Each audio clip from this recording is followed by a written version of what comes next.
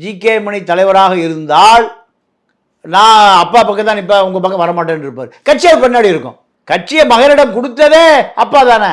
இப்போ எப்படி பின்னடைவாக இருக்கும்? அப்பாட்டில் பொருள் மகன்கிட்ட இருக்குது, மகன்கிட்ட பொருள் அப்பாட்டு இருக்குது. ஒரு ஒரு ஒரு நிலம், அப்பாவுடைய நிலம் அடுத்து யாருக்கு போகும்? மகனுக்கு. அந்த வகையில் ஒரு இழப்பு இல்லை ராமதாஸுக்கு. ராமதாஸ் குடும்பத்திடம்தான் பல லட்சக்கணக்கான கோடி ரூபாய் சம்பாதித்து கொண்டு இருக்கிற கட்சி பத்திரமாக பாதுகாக்கப்பட்டிருக்கு. திமுக வைகோட்டு போயிருந்தால் கருணாநிதி பாடாப்பட்டார்.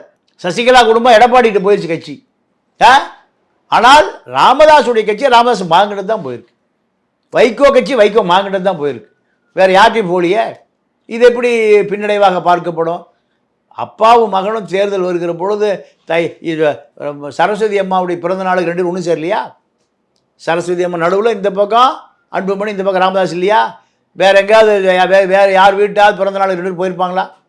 போக மாட்டான். அப்போது ராமதாஸுக்கு எந்த இழப்பும் இல்லை. சேதாரம் இல்லாமல் நகை செய்ய முடியாது, சிலரேனும் சாகாமல் பகை வெல்ல முடியாது. எந்த சேதாரம் இல்லை. எந்த பத்திரமாக மகனிடம் அவரே கொடுத்து வச்ச கட்சி.